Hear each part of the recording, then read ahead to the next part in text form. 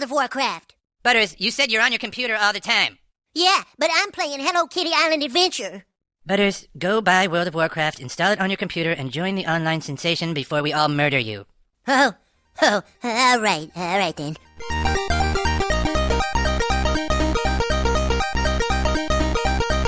Hello and welcome back to Crosswires.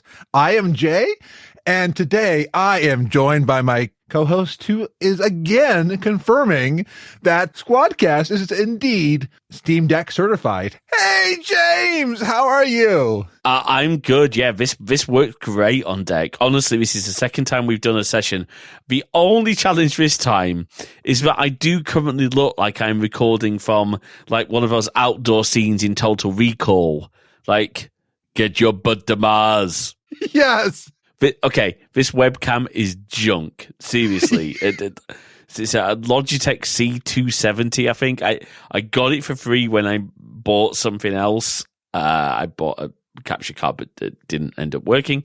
And yeah, because I was an idiot and didn't bring the really nice camera that Jay spent all the time bringing over from the US for me because it was too much work to. Of course, I realized it wasn't too. Just shoot me, Jay. That's what we just need to do. Okay. Okay. I'll be over soon. Thanks. Yeah, I'm doing good. I'm doing good. Enjoying time with the family for Christmas. We should say, of course, as we record this, for you and our guest, it's the 22nd of December. For me, it is the 23rd of December. So by the time this comes out, I hope you all had a wonderful Christmas or whatever holidays you happen to celebrate. And in fact, a wonderful new year. And also, for the guest that we have here, a happy Winter Vale, because for this Winter Vale episode, welcome Bezerker. So happy to be here with the J&J connection. Oh no! Don't! No! That's not sticking. That makes it sound like a 70s pop group. No. Yes. You're gonna make. We're the J&J connection. There it is. I knew I came here for a reason. Better than ABBA. You're shot out of a cannon. Take a chance on me. Okay, I'm sorry, James. They're going to make a movie about you with Meryl Streep in it. It's going to be amazing.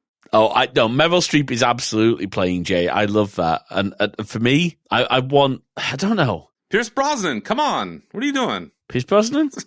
Yeah. No. Will Arnett. For some round. No. Michael Cera. Ooh. I don't know. Michael Cera. A young Michael Caine. Ooh, okay, yeah, I could. You were only supposed to blow the blinking doors off. Beautiful. I knew I came here for a reason today. Absolutely. Well, and the first thing you came here for is to tell us, who are you and what do you do? Yes. Well, yes, thank you for having me on this show. I am one of the millions and millions, as The Rock used to say, of players of the wonderful game World of Warcraft. And beyond that, somebody who's played now for almost its entire duration. It's coming up on 20 years, a couple years shy, but I've been around for 16 of those years, getting close to that at this point. But I also host a podcast like every other middle-aged white guy in America. I got to have a podcast, so I've got mine. And I've been running that for about 7 years now, and it is called Unshackled Fury.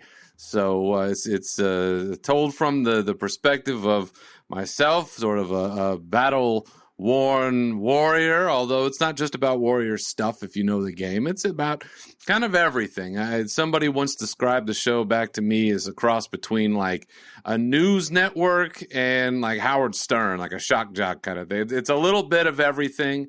Nothing's off the table. Sometimes we talk about the game. Sometimes we talk about the people around the game. Sometimes we talk about community boo-boo stuff going on in the background. It's anything and everything, frankly, that I just find of interest, mostly to myself. But I've been putting that show out for 119 episodes over 7 years. So it's a labor of love. I don't do this, every week or every day or anything like that. It's kind of a collection of my thoughts over a couple of weeks' time, and then off we go.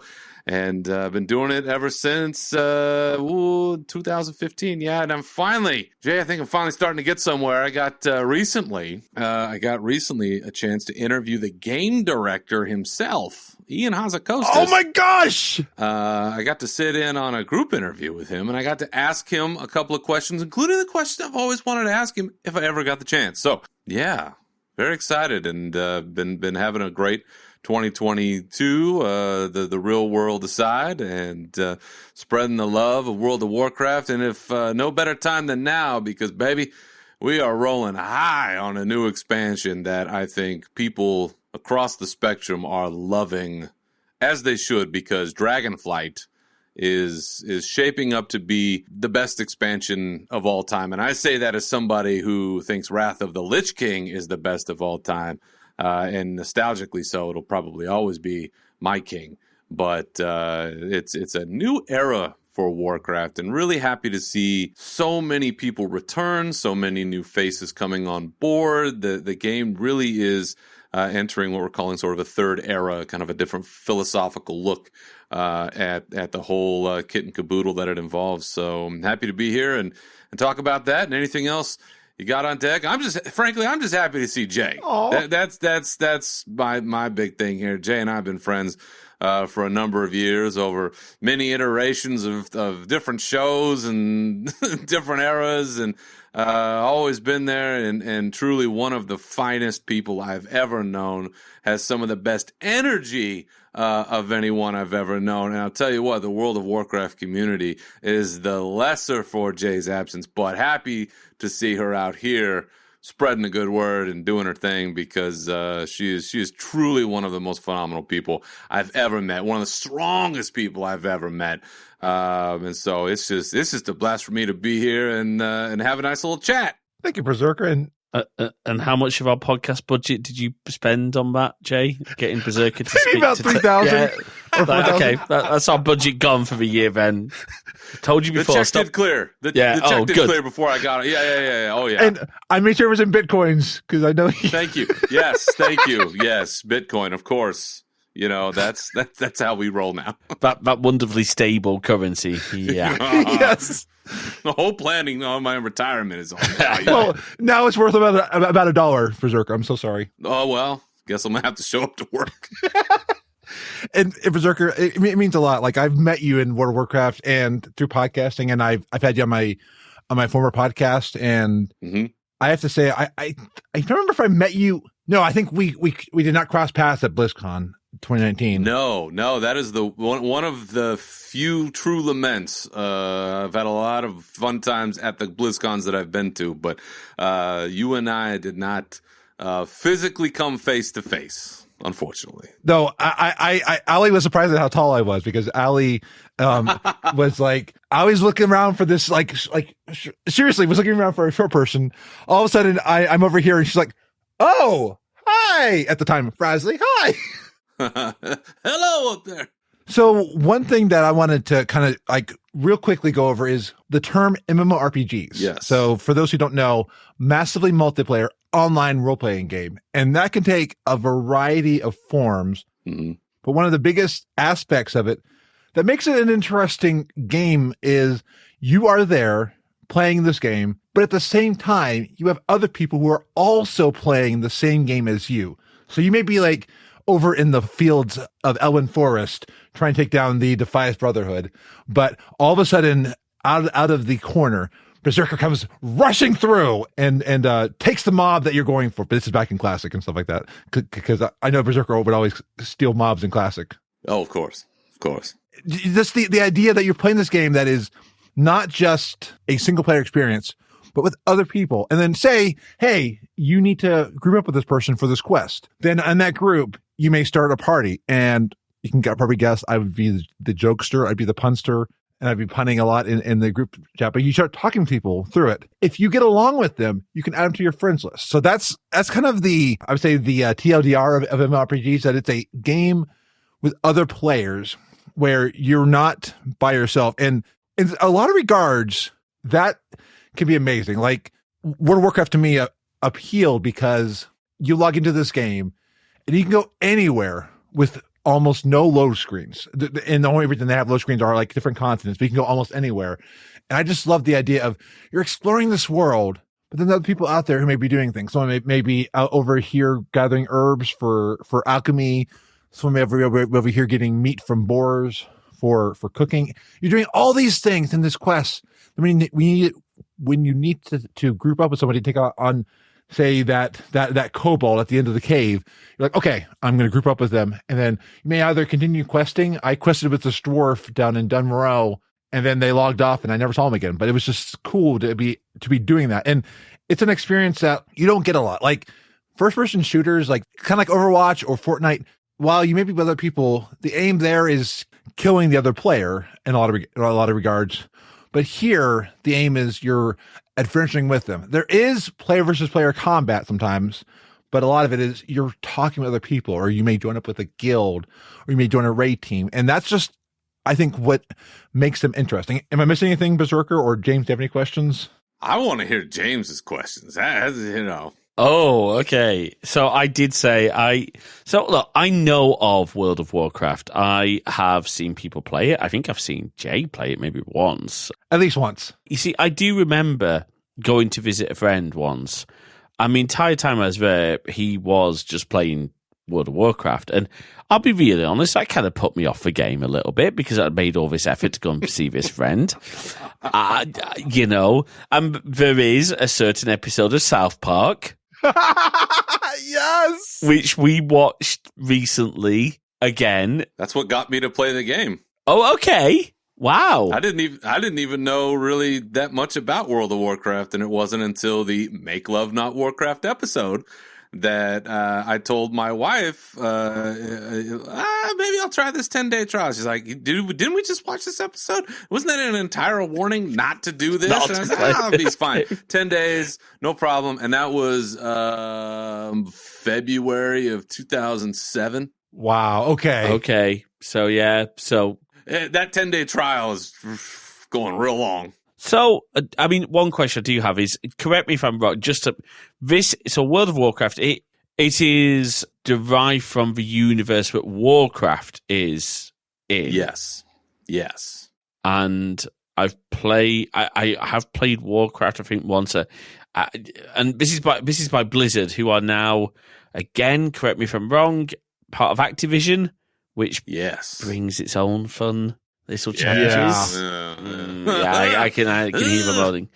I can hear the moaning going on. Now, look, just again, MMORPGs. I've heard of other games like Star Trek Online is another very popular, but this is a very different sort of game. Obviously, there's no starships involved. Can you just answer one question? But there are aliens. Just a fun Lord little teaser. There are aliens and spaceships. But it's true. So can you explain, because obviously, as you said, you can go around and do all these things. You can, do alchemy, you can gather food, you can get your herbs. What's a quest? A quest can encompass many things, but it is typically a task that is assigned by someone that wants you or needs you to do something, and then you accept that task in exchange for, it could be currency, it could be in exchange for a piece of gear that your character needs to wear, or some other type of reward that is hopefully useful to your character in some way. And those quests can vary from little small tasks where, hey, I need you to go collect 6 things in this area over here because I'm baking a pie. Okay, cool. I need you to kill Ragnaros the Fire Lord because he's wreaking havoc from the elemental plane of fire, and I'll give you this necklace as a reward, right? It's got some stuff on it. So very similar to missions in other games, or, I guess the instant, of course, now, I'm going to show, look, I love my gaming, but quests is like, Zelda is an RPG, just not online. Am I right about that one? Like old school Zelda? Well, Breath of the Wild. Yeah, because it has inventory management, it has objectives. There are some MMORPGs that do or at the time did not have questing, but just had killing. Like EverQuest, one of its biggest things was just killing killing mobs over and over for experience gain. One of the biggest things that World of Warcraft was starting to change in the industry was they added a storyline in questing versus just killing things. I actually interviewed John States of the WoW Dev Diary, the book that came out a while back, and he said it was interesting how World of Warcraft changed that focus to actually doing quests in addition to everything else. Okay, that makes a lot more sense. And I think the thing that always confused me with, particularly with World of Warcraft, is this levels thing. And I assume that is just building up your character so that you have more skills, more abilities. You can maybe hang in a fight a little bit longer or have certain... Because, again, trying to understand this, like so again, referencing that South Park episode, you know, where they talk about, use your enchanted casting thing. And that's based on your character. Is that right? Yeah, like the concept of, like it's an RPG, right? So the idea of playing into the story, like pretending like, you know, this is your character is going through these adventures, and as they go through these adventures they become more experienced, right? So you are able to harness your energy or your power or these abilities or whatever they are, and as you go up, you'll learn new things along the way. And so where you start off in one area that, you know, pretty low level, easier to manage situations, well, now you're growing in level, you're growing in skills. So now let's take on some tougher challenges. Let's go over now to this other area where maybe there's some more serious stuff going on, some bigger things going on that now your character might be able to handle a little bit easier or have a better fighting chance at doing so. One of the things within that World of Warcraft does so well, and I think one of the reasons why it has been so popular over the years, is because you're not just going kind of from here to here to here just because. There's a story, there's a narrative, very wide-ranging. In some ways, it's a little unwieldy, but there is a very rich, deep story. You mentioned Warcraft earlier about the franchise, right? There was the original Warcraft, Orcs and Humans, Warcraft 2, Warcraft 3. Warcraft 3 is where a lot of World of Warcraft comes from. A lot of the story of World of Warcraft comes from, although now we're moving finally away from that. They've made a big point to say that Shadowlands, the previous expansion, was kind of the last page of that book in the whole Warcraft saga. Now we're going to kind of move on a little bit from some of those stories, but that's kind of the general idea, right? As you start off as a level 1 whatever in some area where the stakes are pretty low, and then as you level up, as you get to max level, you know, whatever that is, 60, 70, it's been as high as like I think 120 at one time, or 110. It was pretty high. They've done little squishes to make it a little more manageable. You know, you're able to take on challenges all the way up to what we have as an end game in World of Warcraft, where there are raids, which are usually up to, it's been up to 40 people at one time, as low as 10 people at one time. And now the size of the group required to do the task is a little more malleable now. They've made that a little friendlier. But it takes that group of people with different skills and different abilities to be able to, take down these dragons or take down this dude over here, or somebody's getting wild in the back over here and causing elemental problems, all kinds of things that revolve around the story, going back to the story. All right, there's some big challenge that needs to be met. And so for some people, that's the central thing that you do. You level your character, you get to the end game, and then you raid with your raid team, a dedicated group of people that you play with to take down these challenges, because they design these challenges, Blizzard does, to be hard enough that it takes time to do, practice and have the ability to get past these challenges. And typically there's, anywhere from 8 to 12 to even 15 of these challenges in a raid, in one centralized kind of location where these things happen. And so for some people, that's the game that they want to play. For other people, they want to do pet battling, because you can collect pets and then you can battle trainers and other people. And for some people, it's the PvP element that Jay mentioned, where, you're in battlegrounds and you're fighting against other players. And for some people, it's collecting mounts and transmog. So, you can make your gear look like all kinds of different stuff. There's all these different perspectives within World of Warcraft. It's such a big game and has such a deep history that it allows for that kind of thing to occur, where you have people that are very dedicated to their one portion. And it's part of, I think, what keeps so many people involved, because there are so many things that you can do. The gameplay itself is very smooth. It's not the highest quality graphics. As somebody who's played way too much Cyberpunk, Yes. a game where it is graphically, it's mind blowing. And now we're getting into Unreal Engine 5, where stuff's going to look even more real than it ever looked. That's not World of Warcraft. It is cartoony to a point, but everything is very smooth. It plays in a way that your brain, I find, just clicks so well with it. When you press a button and something happens, it's that feedback that you get with the sound and the sight and the reaction to it. There's something very special about it.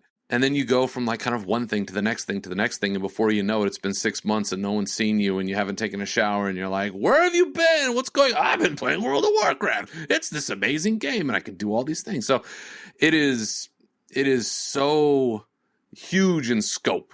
And I think that always being online, that's the other portion of it, right? Is all of the other people. So it's not just you doing these things. There's literally millions of other people, and you're put together like on servers where you'll have, several thousands of people will all be kind of together on one server, and you'll interact with those people. And so, like Jay mentioned, you're doing a quest and you need help on something. Well, maybe there's some other people doing it, and then there's something over here. Well, I need help with that. Let's do that thing over there too. So there are plenty of things that you can do solo. I'm somebody who kind of prefers to do the solo gig quite a bit, but it's built on community. At the end of the day, to do all the things that you want to do after a certain point, it's built on community. And that ultimately is what makes World of Warcraft so special, is the community itself, and more specifically, the community that you find for yourself. And because we are going to talk about our community, I'm sure Jay, I've seen Jay's show notes. One question that I think is important to ask from an accessibility point of view. I mean, obviously, with it being at its base an older game, what sort of hardware does it require? What does it run on? How accessible is it maybe for different groups of gamers? Because traditionally, I've always seen it as a PC game. It is a PC game. There are hints and whispers and things all the time about it potentially coming to a console with the purchase by Microsoft. Activision. Yeah, of course. Yes, they are attempting to finalize that purchase sometime in the next year. It's meeting some regulatory hurdles, but there are a lot of whispers and rumors that potentially you're looking at it being ported over to a console at some point. Not being a game designer and just knowing how complicated the game is on PC, I don't know how you rearrange that to make it workable on a console, but that's why other people get paid big bucks to figure that out. So it is a PC game. However, it does not require some kind of world-beating, 4090 GPU and a some Threadripper something.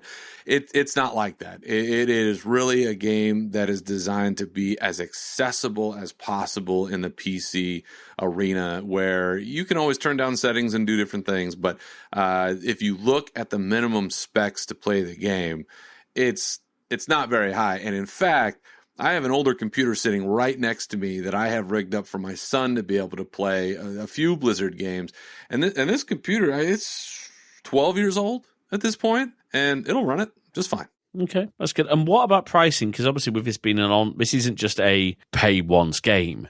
What's the pricing like for a World of Warcraft account? Because I go back and I seem to remember, seeing YouTube videos of kids reacting to their parents cutting off a World of Warcraft account.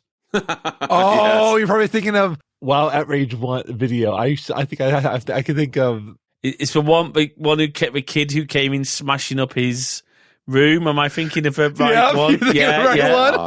I remember that one. I remember that well.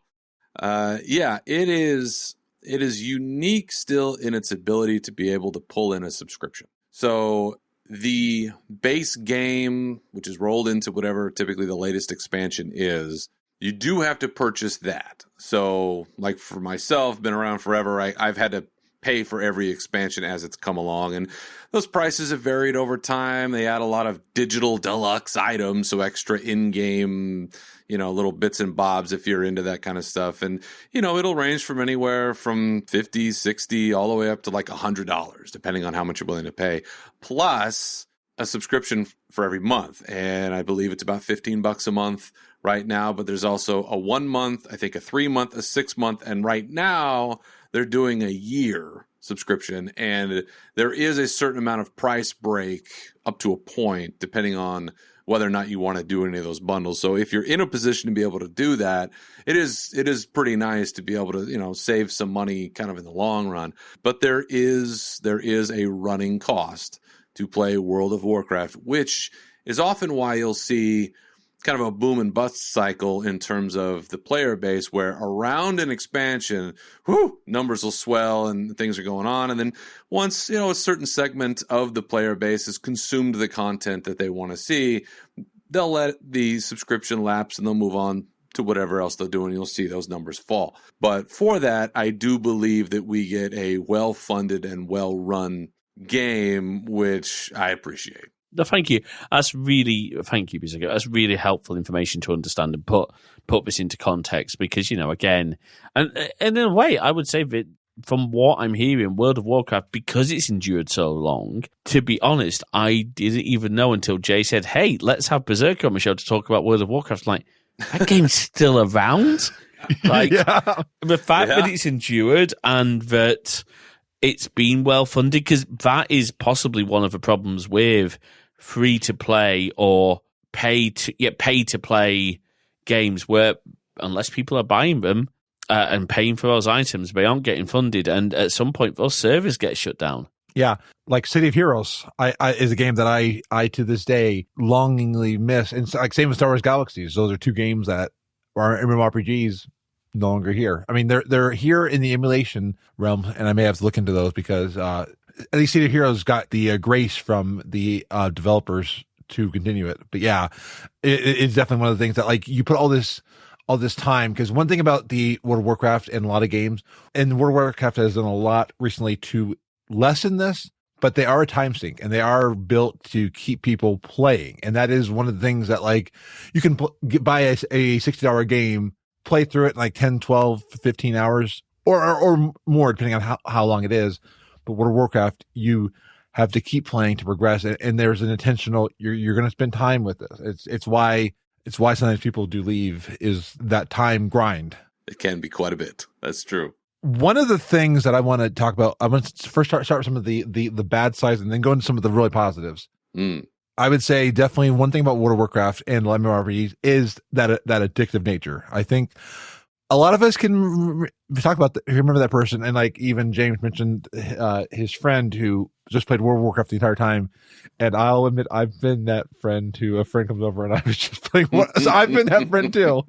But like there is that ability, like you will just play a game. Nowadays, I don't do that anymore. Nowadays, I'm like, if I'm gonna, I take time for friends and all that. But it is definitely very addictive, and it's by design. There is a lot of research I've done where they actually have people who are psychologists hired by the companies to know how can we make the game more addictive, so they know like what are some of the things we can try to get you to keep you going. And that is one thing about games. I've known some people who have like definitely stopped going to work to play this game, or like called off work. And like I know one person I remember, I'm not going to go into too much detail, basically was given the choice of their relationship with their wife or the game. And at the time that they chose the game, and they told me it was one of the worst decisions they ever made. But that is part of one of the negative downsides of an MMORPG, is how addictive it can be. Yeah, obviously when it comes to addiction, the nature of addiction, there's a lot that can be said about that. For me personally, coming from a family of addicts and even recognizing those traits in myself, right? It is a game that is very well built when it comes to that sort of mini dopamine dump feedback loop. Yes. Where it doesn't require a whole lot of effort. Like sometimes it's a big thing, but there are just lots of little things, little quests, little things now, especially nowadays, little treasures you can find, little areas that you can discover, like all these little things that give your brain that little pop. And, you know, you do it over and over and over and over and over again, right? And you can lose all kinds of time. When I first started playing, it was before I had, you know, any kids of my own, and it was just my wife and I lost weekends, you know, whole days. I mean, it's dark out. How did that happen? You know, that is, I think, an experience that I would hazard to guess, I have no numbers to back this up, but I would hazard to guess that a majority of Warcraft players have experienced that at one time or another, probably earlier on when first discovering the game. And it can trigger that kind of behavioral pattern. And so if you are somebody, I think, that is prone to falling into that trap, World of Warcraft can be that vice. I would argue it's better than a few others have come across, but at the same time, it can also be very destructive. And you see things like this where people can't control themselves and they do choose the game over their relationships. Or, you know, I've known people that got fired from jobs or that, like, got kicked out of school. I mean, It's wild that this happens, but it's so good in its feedback reward loop. And I'm not saying that that's negative. I'm just saying it's so good in that if you are, I think, prone to that kind of behavior, World of Warcraft can be a bit of a challenge in that regard. Yeah, I remember when I was 16, my parents were like, Jay, you need to stop playing this game because you are literally going into your room around 5 or 6 p.m. We're not seeing you till 1 a.m. You need to stop this. And that's why I left World of Warcraft for a while. I was like, yeah, because I'd be raiding in Molten Core so James, this is you're gonna love this. I will understand this. Go on.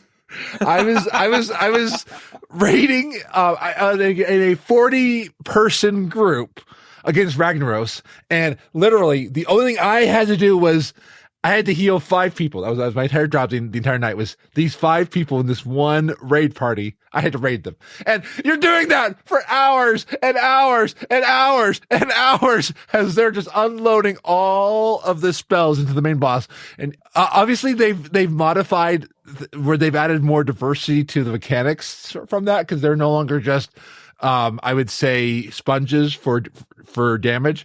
But yeah, I would do that for hours and hours and hours and hours every day for a while. And I was like, I need to stop. I need to leave. So yeah, there is that.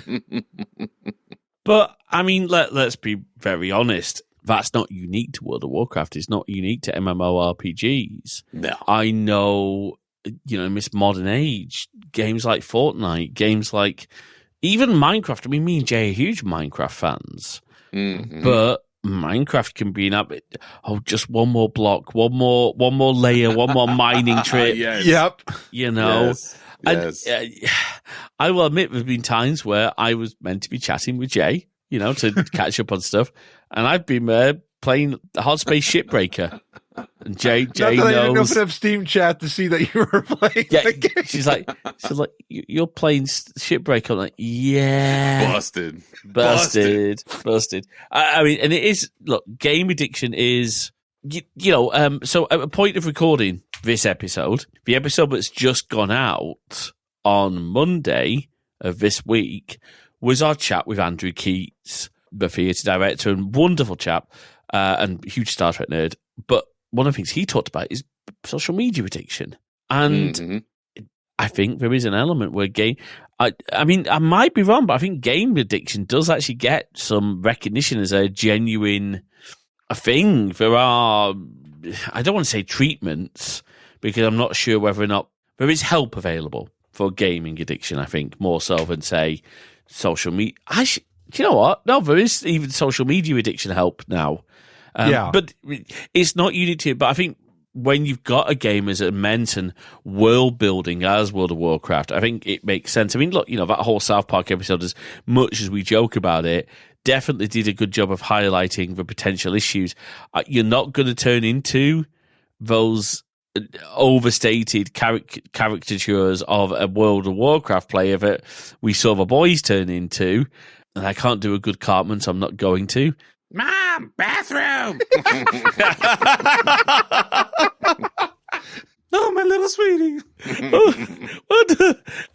Cartman's mum, such an enabler.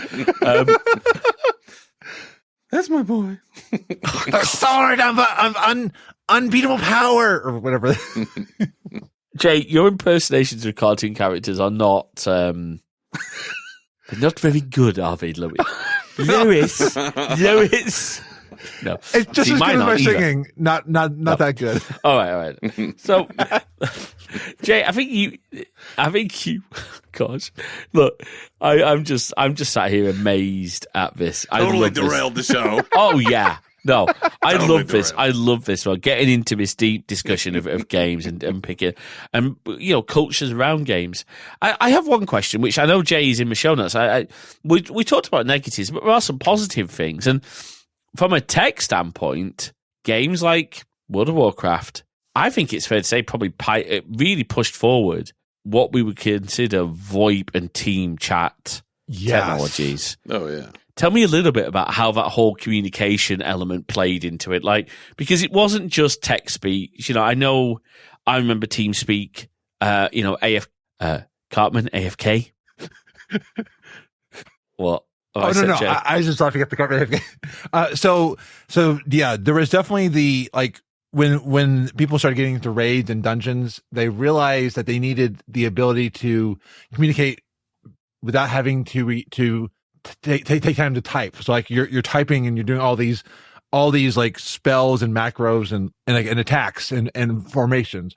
So then they started looking at some of the technology that was available, like TeamSpeak, Ventrilo, Mumble, and looking at that and the real time feedback that you had allowed you to stay in touch. But the biggest problem was, at least back then, you had the inaccessibility of, say, the ability to, if someone needed a mic or headset, because a lot of people didn't have headsets, didn't have mics, weren't able to speak, or sometimes if you're in a house with other people, you don't want to be too loud. Be like, more dots. There's a whole meme about that. Berserker kids. But yeah, it definitely did. Oh, yeah. Push those software, because all of a sudden they started to see more people using that software. And I think the one interesting thing was they'd be using voice chat in forums. Then around, I would say early, the late 2010s, Discord was like, what if we were to take voice chat, but combine it with something like Slack or forums into a way to not only have the voice chat, but also have text chat around that, because when you're out of the game, the guild chat doesn't persist out of the game. So guilds who had forums were moving there. And it's interesting now, you used to log into voice chat or your guild chat and talk to people. Now you can talk to people anywhere, no matter where you are, and it can persist outside of the game itself. But it is interesting, yeah, that the MMORPG and FPS cultures progressed what we have. Berserker, did I miss anything there? It's so different now. And that's part of what's bonkers to me is when we first started playing, I had no concept of any of this stuff. And then when I joined my first raid team and they're like, oh, well, we got to get on Ventrilo. What's Ventrilo? Well, you have to be able to talk to each other. Talk to each other? Yeah, I didn't even know what I was getting myself into. I just knew I wanted to do it. That's it. And so all right, well, you need a microphone. Okay. And sort of to Jay's point, there is a little bit of a barrier to entry there when it comes to equipment and, a certain amount of accessibility there. And I think one of the benefits to the proliferation of this technology is that barrier has gotten cheaper. Where is it the best mic and headset combo at $10? I mean, you're not going to be recording voiceovers for entertainment tonight, but you can certainly jump onto Discord and talk to your team to get through a fight, right? And so I think that has also kind of had the benefit of making the required equipment cheaper than it used to be, and also easier to find. I feel like there's more of it now than there ever used to be in the past. there was a time, just kind of also in terms of tech, and I'd have to look at the exact number, but there was a time when World of Warcraft was young that like a third of all internet traffic was World of Warcraft servers. It was just lights out. How big the game was in perspective to how things used to be. But yeah, the graduation away from forums and over to Discord. Discord is king, able to combine all of these things that we did separately and now into one simple to use, centrally located platform. What a boon that has been. And man, I wish I had been on the ground floor to get in on some financing on that deal, because it's unbelievable. And with all of the headaches with Twitter and everything else, everybody's looking for the next big thing. And I always think about Discord, where like, gosh, we used to be on all these different things. How do you get better than that? I'm not really sure, because it does video, it does audio, it does written format. You can post pictures and videos, and it's kind of an all-in-one situation now. So my guess is some billionaire idiot will buy it and crash it, and then we'll have to start over. But that's another story. We don't have to go. No. I'm with you. I just hope that doesn't happen. But I mean, look, okay. Jay, maybe by the time this episode comes out, we will have publicly launched our Discord. So that is happening. We are all right. We are having a Discord server for our little content empire. Empire? No, that's absolutely, the wrong word. Empire, because I mean we have live streams. I've been doing some live test streams, and by the time this is out, we will both be streaming on a regular schedule. So yeah, there's a lot of cool things. Ooh, breaking news. But the forums, the discussion, like we have already, and we're working on automation on this. When a new episode comes out, we post in the episode like a discussion forum for that. And that is, Discord keeps getting better. Yeah. And one big thing is it does not require. I remember trying to help people with firewall configs for TeamSpeak and Ventrilo, because they used to need it. Now, you don't need to open any ports. And of course, go on, Jay. And now Discord works on Xbox too. So I mean, and I believe, unless I'm wrong, I believe it also works on PlayStation as well. I mean, so like they're bridging the gap on a lot of these areas. So it's incredible, this one unifying platform. I mean, and how many servers that you can have for a myriad of topics. One thing on accessibility that I think Bezerker made a really good point about, the technology to do audio calls is getting a lot cheaper, because look, if you don't have a mic and maybe you're playing World of Warcraft on, and Jay, we need to look into this, is possible for you, but you're playing a Steam Deck. Well, you might just plug in your iPhone or your wired headset, or you might use your phone. Not this phone. No, not that one. Look at that baby. Isn't that beautiful? So for our listeners, my God. For our listeners, in fact, Jay, do you want to just take another squad shot? And yes, absolutely. I'll put this into the episode.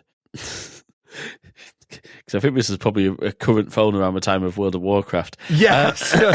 Because back then, Warcraft was playable on dial-up. Yeah. But the point being, isn't that brilliant? The point being that, you can now run Discord on your phone. You could have your game on your device and just have your AirPods in, or your, cheap headset in, and be chatting. I think it's wonderful. I really do.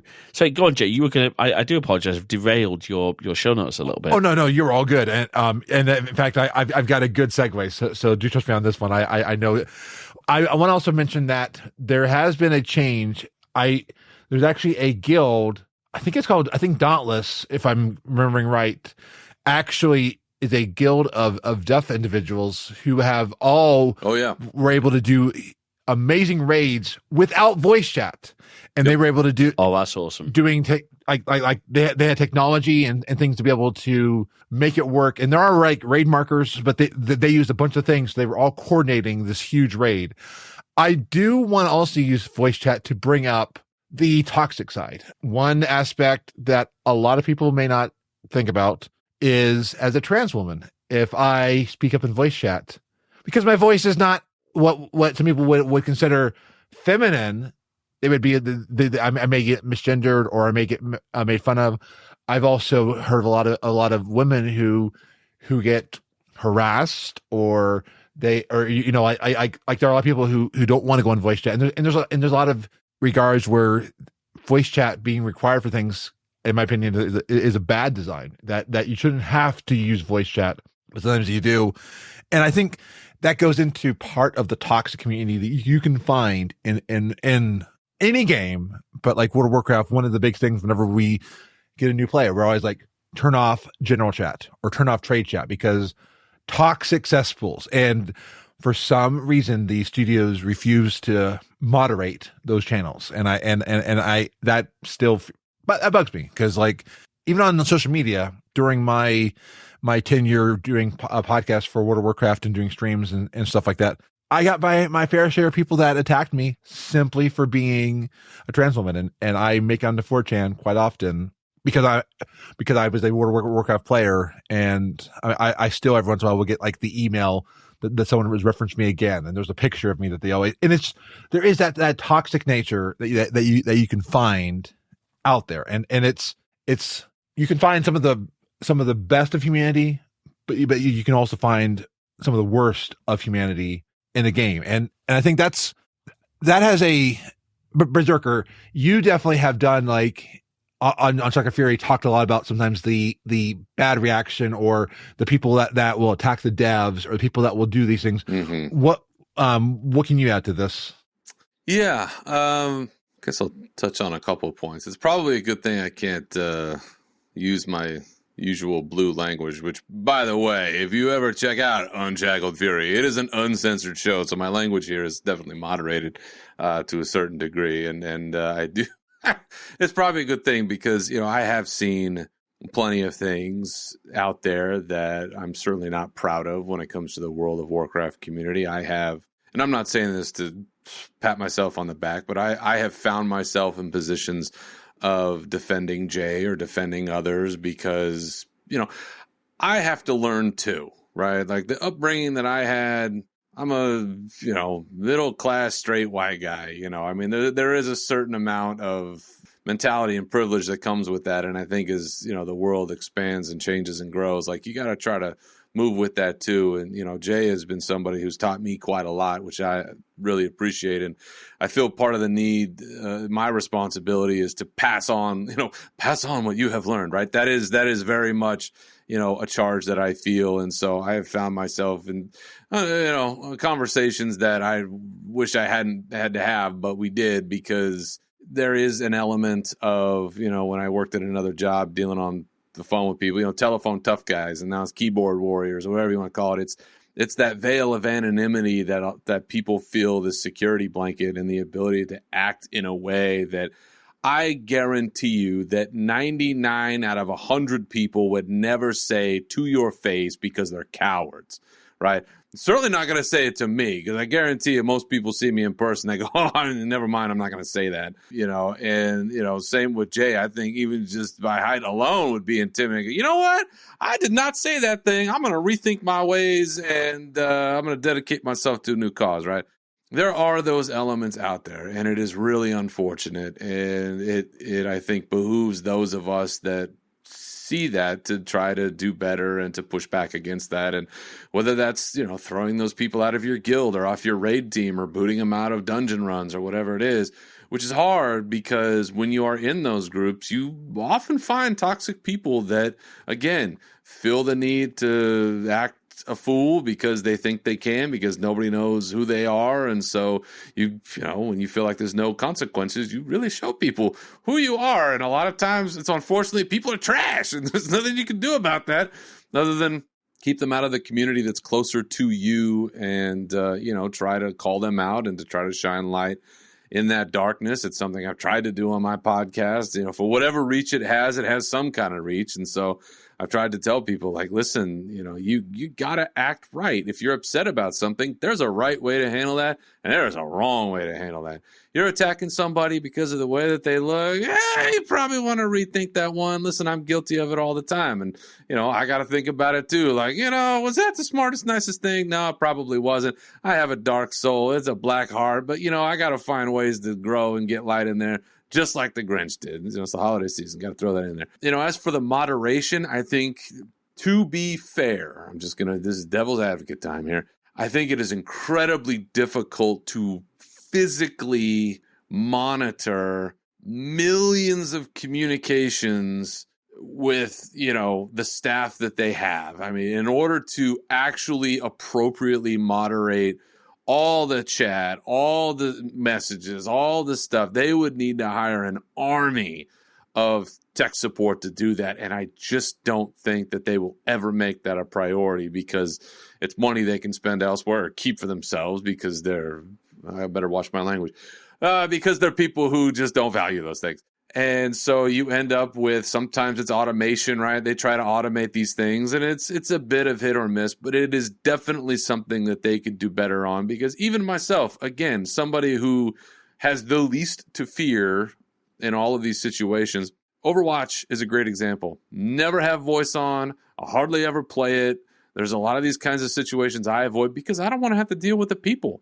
Because as soon as something goes sideways, or as soon as you don't do something that they want you to do in the way they want you to do it, screaming and yelling and throwing a tantrum. And that is the kind of behavior I think that turns off a lot of new players. So to the kind of the point of all of this is that new players coming in, you run that first dungeon, which is a five person group will run through a dungeon typically. And you'll get people that are gearing up their alts, which are not their main characters, right? They're alternate characters, and they just want to run through as fast as possible, or they're pushing to get gear for something, and they just want to get it done and get it done. And people have to learn how to do this stuff, and so it takes time to learn how to do this stuff, but they don't have the patience, and so they just start yelling and kicking people out of groups. And so you get this reputation within that community of it being hostile. And it does unfortunately happen way more often than it should. That being said, I do feel like in recent years there has been a lot more attention within the community that we need to do a better job of policing ourselves. Because as I said, I don't think Activision Blizzard will ever dedicate the resources necessary to do it the way that would meet all of our satisfaction. So it's kind of up to us. And, I'm not above a little vigilante justice from time to time. And, if I see something, I'll say something because I feel like I can, and I feel safe enough that I can do that. Because I know that there's also people that don't feel like they can, and they don't feel safe to be able to say something. And again, those of us, I think, in a position to be able to do it, we have to do it. I mean, it's sort of our moral imperative, because we have to clean this stuff up, because at its core, World of Warcraft to me is one of the greatest experiences I've ever had as a community. The game is great. I love the game. Don't get me wrong, but I've made friendships I never thought I would make. I've been with the same guild now for almost 10 years. That's wild to me. I never thought I'd find a group of people online, most of whom I've never met in person. I've only met a handful of these people in person at a couple of BlizzCons. Most of them, they could walk past me on the street. I would have no idea who they are, right? But we're there. We support each other. We've been there through life and death and marriages and divorces and babies and bankruptcies and all kinds of stuff. And that, to me, is what you're trying to get to across the board. You want everybody to have that experience. But when you have, undesirable elements, it makes that more difficult. So, yeah, it's out there, and it's upon us all to try to help clean that up. Yeah, and I think it's definitely that anonymity is a huge part, because people will say things that they don't want to say. But I will also say, to flip it around too, the smaller that I've gone in the World of Warcraft community, like say the podcaster community or the creator community or the Twitch streamer community, or even like my own guild or my groups that I've met. I have met so many amazing people in World of Warcraft, and even though there's that huge level of toxic, at least on the reputation, there's so many great people I've met. Like, again, I bet you, I went to BlizzCon, met some friends there. Mm-hmm. I'm still talking with one of my former guild members, Kara. I'm still talking to her all the time. And there is that level. Like, I got to meet people that I never would have met before. I got to meet one of my best friends is Sash, and he's a trans man, and I met him through the World of Warcraft, and that was I just happened to meet him one day in the podcast community, started talking with him, and we built a friendship, and I don't think I would have ever met some of the people I've met in my circles, but because of it, I'm a better person. I'm able to, like, I've changed my perspectives. I mean, one of the coolest things was joining this podcast. I became friends with James on a niche hosting Slack channel, and see, it's and I think, like, if you like it, if I were even like to look at the podcasting community itself, that can be a very toxic community. Oh yeah. If you go to r/podcasting on Reddit, oh my gosh. But then you find the smaller niche community, and I think that's one of the keys. If anyone's going into an MMORPG, one of the keys I would say is look for the smaller communities. Look for people that you actually are enjoying talking to. See if they may have a guild. Don't just accept the first guild invite that will be coming across your. Yeah, don't do that. No, because it's going to probably be a very toxic guild with probably no moderation, no policies. But you end up in a Goldshire Inn with no clothes on. You don't want to do that. Don't do that. I mean, do that if you want to do that, but I'm just saying, be careful. That's it.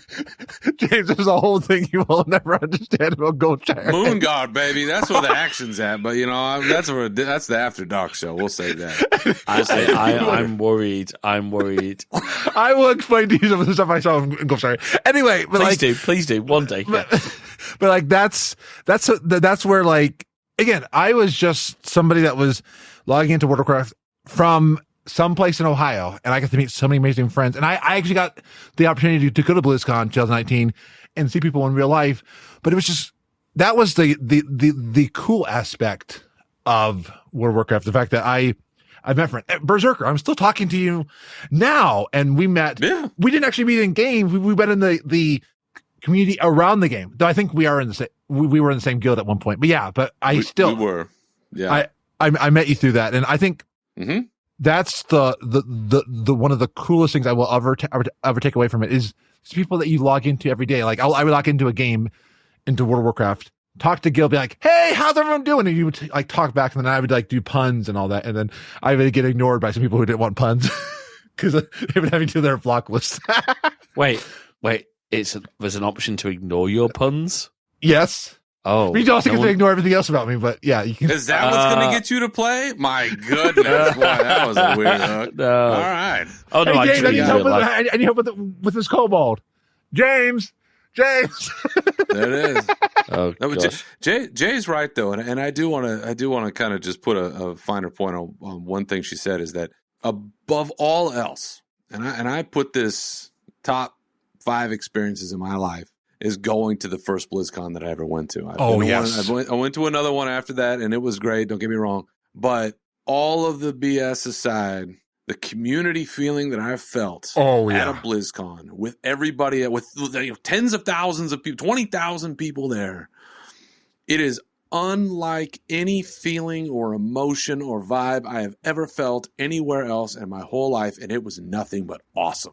And I know that there, listen, a convention with that many people, there's stuff that happens that goes sideways, and that's just humanity being humanity. Overall, I've never experienced anything as wonderful and positive and inclusive as that environment, and it is something that you can't replicate in my mind in anything that I've ever done. And if there's like one big thing that like I would advocate is getting into the community just to go to one, even if you only go to one, because it's not cheap to get to these things. The tickets are expensive. They're hard to get. You got to get to LA or Anaheim. It's a whole thing, but it's worth it. It's even just to do it that one time, just to be with the people and to be around it. And it's incredible. It's almost indescribable. It's incredible. And then one other thing just about sort of community and the connections. And again, this is not meant to pat myself on the back or toot my own horn, but I kind of want to give you a train of events here. So Jay plays World of Warcraft. I play World of Warcraft. We, through a series of events in the universe, we come across each other's paths. We become friends. We get to know each other. We have podcasts and we do these things. And Jay's got her own life adventure that she's going through. And kind of as a side to that, I'm learning a lot of things that I never knew. The things that I have learned from Jay, who I met because of Warcraft, has influenced policy in the state of California.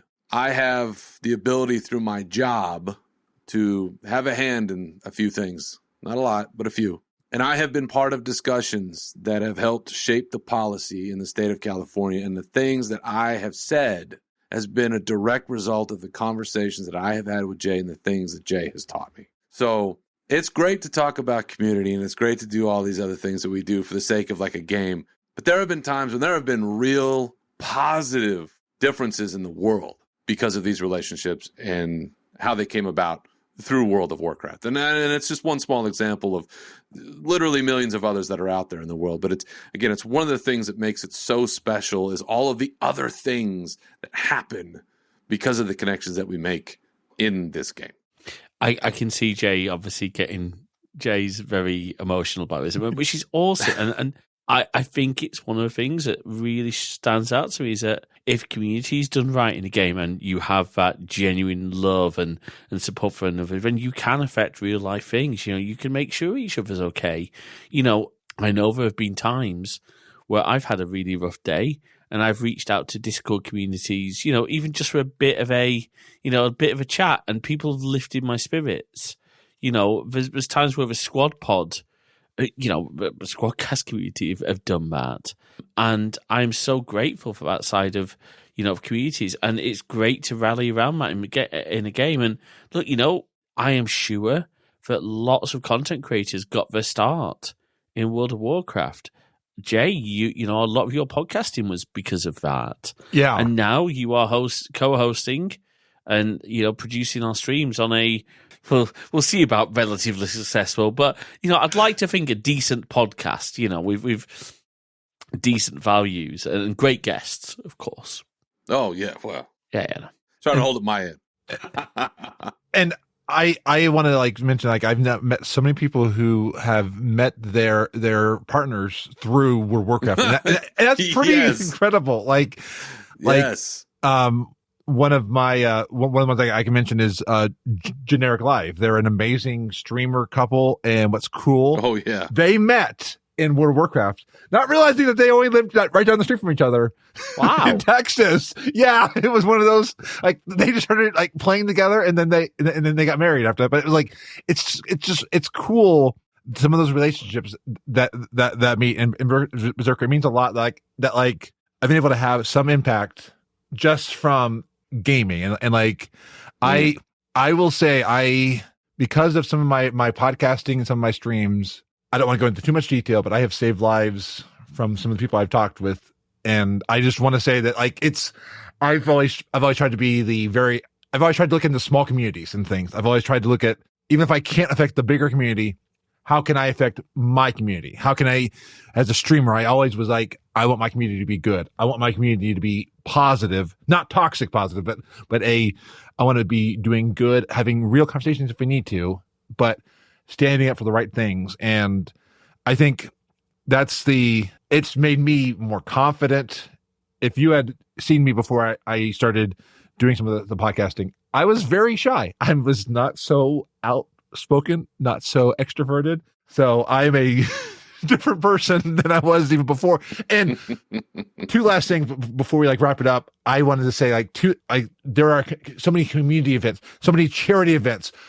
Des Mephisto has raised so much dang money for the Autistic Self-Advocacy Network. It is unbelievable. And it's all because he'll stream a game or he'll do a charity event and raise all this money and bring brand partners together. Dravi has done the Gnome Run, which raises money for breast cancer awareness. Oh yeah. And also the Troll Run, which raises money for the Trevor Project. Mm-hmm. And the Troll Run is when I first came out as well, because I was realizing who I was in 2020. I went on and I was terrified, but I went on that run and saw all these other individuals, and the talk even in my own little guild, because we would all make a troll character at level 1. into a run from the troll starting zone to the town of Booty Bay, and the chat that was in there was like, okay, I am not alone in how I feel. I'm not alone in who I am. I'm not, even though my family may have some differing opinions on stuff, there are people that are like me. And that's that type of connection. I came out publicly after that event. And it's just finding people that are like you, and finding people that help you see things differently. That is, I think, one of the powers of these small communities. So I could speak forever about this, but I have always been about the community. Like, I've interviewed so many people in World of Warcraft on my former podcast, getting to know them, getting to know what makes them tick, getting to know like what they do. And like, I still have so many friends. Bezerker's one of them again that I have talked to on that podcast, and we're still friends. And that's why BlizzCon 2019. I don't want to ramble. It was so amazing being there. And at one point I was like, for the Alliance, and everyone going, rah. Can I just say one final thing, and then I'll give this back to James. I was checking into my hotel the first night of BlizzCon. These two men are walking around with a horde thing. I'm like, for the Alliance, and I'm like running this way, not realizing that the elevators are this way. So I run back out like, I gotta go this way. I have to admit, hearing other very positive things about the community built around World of Warcraft really does. You know, I'm not going to say I'm going to go out and start playing this game. I might do. I got a referral for you. Oh. No, I'm giving you my referral code. I'll fight you, Berserker. Don't fight, you two. Don't fight. Come on, James. We want to fight over you. Why are you stopping us? Hey, James, I'll teach you World of Warcraft. If you teach my code, I'll teach you all the fighter points. What I don't like now is the look that Jay's giving me on webcam. Join us. So Jay isn't expecting this, but I think we should. There are people who know about this. I think we should probably open up to you, our listeners. Me and Jay aren't just co-hosts. Me and Jay have been dating for about 9 months now. 8, 9 months, depending on my math, but yeah. Well, your math is terrible, but it is. It just goes to show you we are incredibly happy.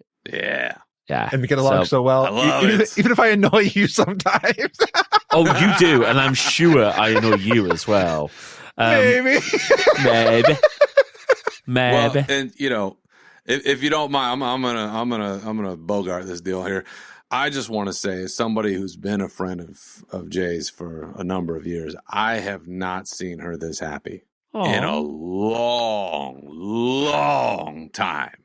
And you know, again, sort of bearing witness to the journey that's been happening. I am so incredibly happy to see how happy Jay is, and it's part of the reason why I'm so jazzed to be here with the both of you, just to kind of see you both together, and you know, kind of see how you both are. It really fills my heart up, and you know, there's a lot of really awful stuff. Life will beat you down and not care, and finding people that you connect with and finding love is so important. I've been blessed to have been in a long-term relationship since the 90s.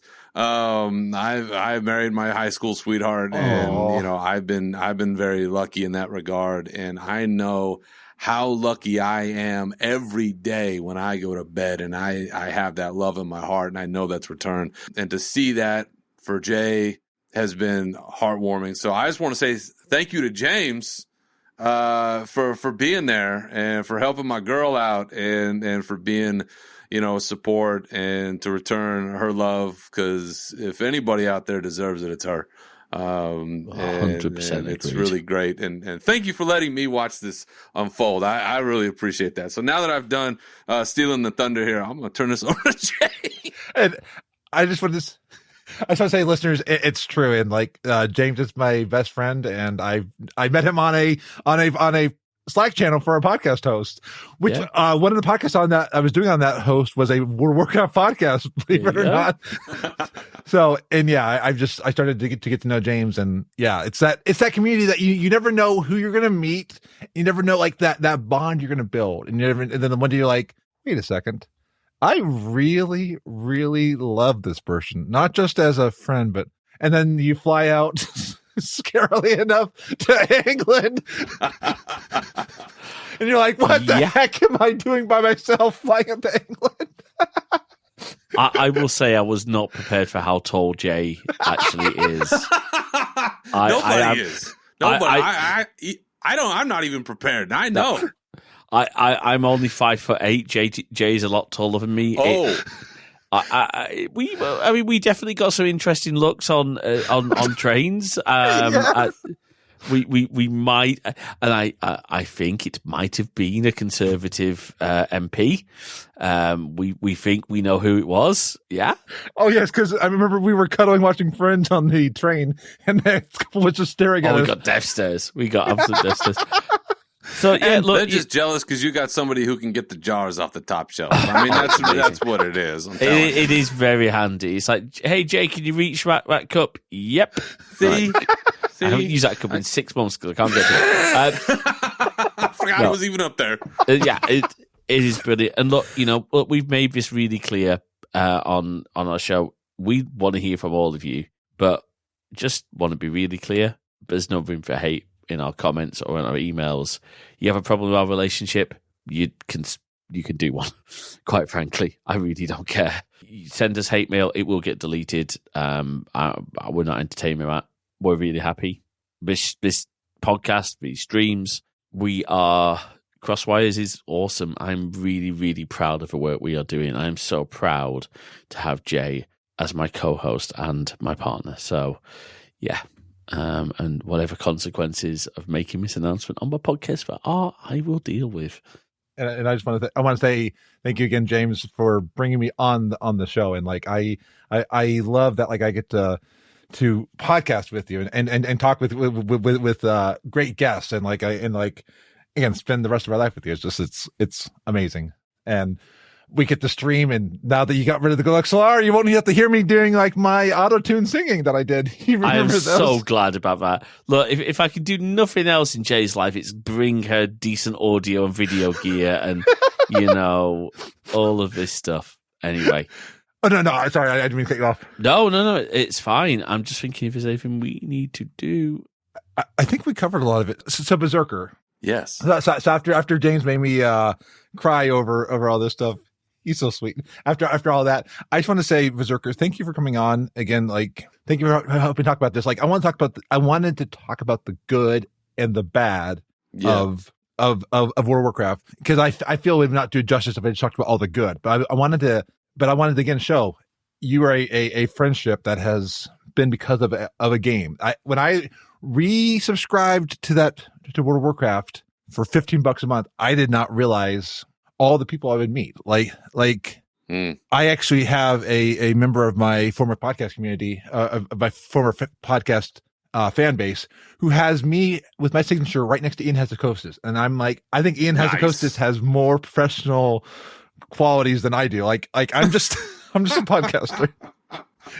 But and again, the people that I've gotten to meet, I got to meet Allie, and I got to see two of my friends enter into a dating relationship, and then they went to BlizzCon, and then they got married, or I think they got married, or they haven't got. But I got to see those things, and it's really cool to see, because one day I saw them being really close, and I'm like, I wonder if they're together. And then all of a sudden you hear them announce that they're together, like, yes!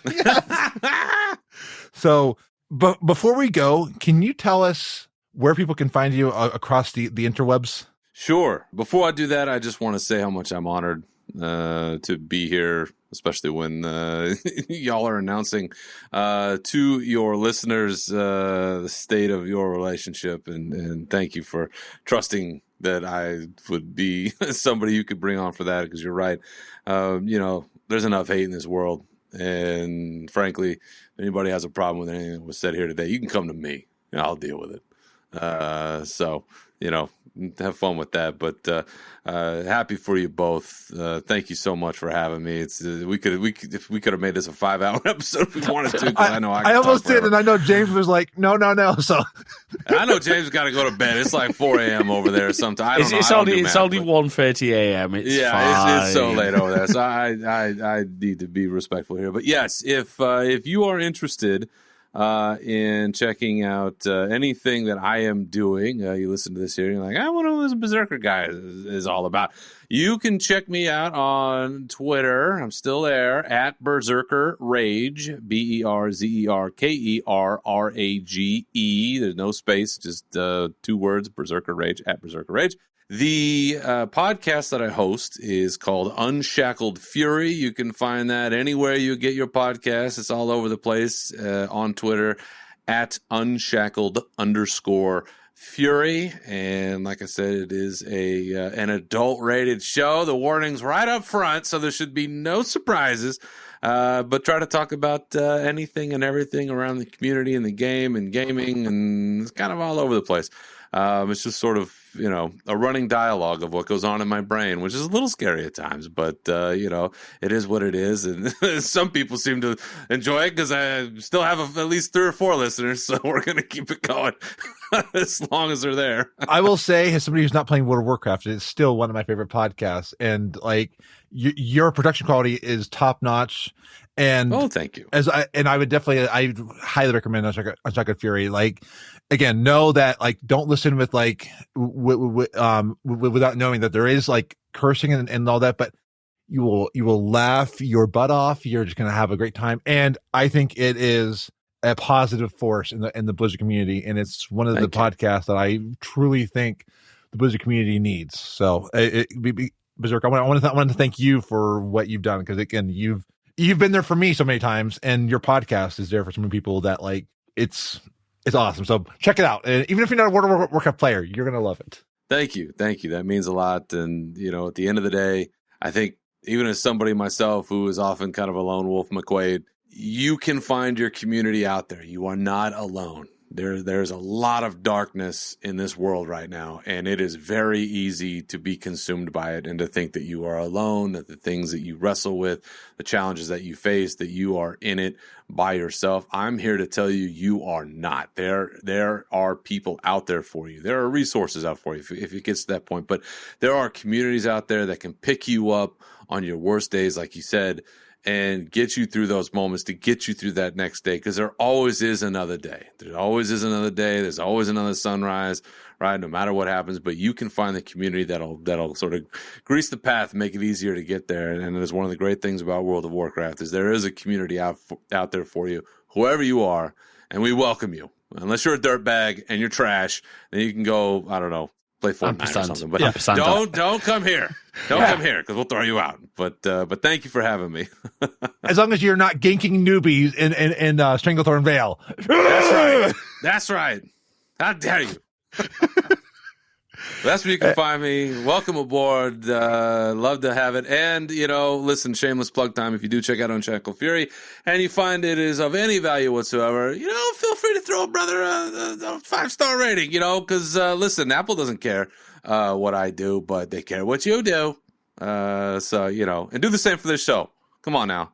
If you're not hitting 5 stars on this Fine Crosswires program, then I don't even know what you're doing with your life. Do it before you go to the store. That's it. Tell them Berserker sent you. I will say, Apple, it's maybe time to move away from star ratings for podcasts. How about just a lover? How about just a love or a thumbs up? Yeah.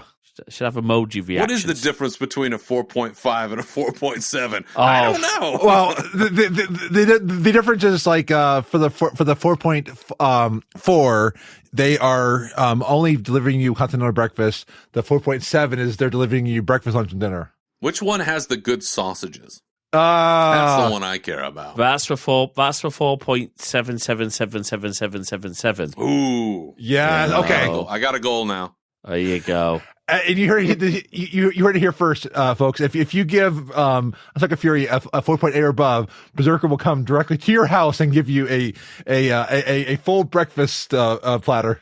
I got all the pork sausage you could ever handle. I don't think. Do Jay, will you please stop pimping our guests? Like, I'm really worried about like all this, you know, like offering our guest services out to the public. We need to talk about etiquette on this show, you know? No. I'll make that 4.8 a 5.0 by the time I leave. No, seriously, do go and check out Bezerker's show. And look, genuinely, we say it in the outro, but, you know, if you do like what we're doing, please do go and rate any podcast. Okay, genuine message. If you love the podcast you are listening to, they really do value those ratings and those reviews. They help more than you would think. They expose the shows. Go and do that. You know, we encourage people to go and check out good pods and start discussions there. Please do that. And one thing we don't really put in our outro, which I just want to mention, if you go to our site at crosswires.net, down at the bottom, there's actually a couple of affiliate links.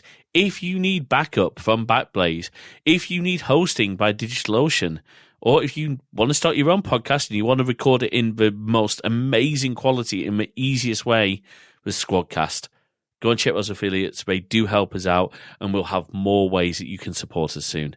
Jay, over to you.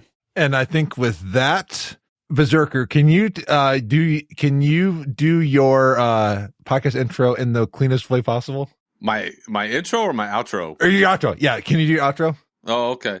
Until next time, keep your swords wet and your banners high, and we'll see you next time.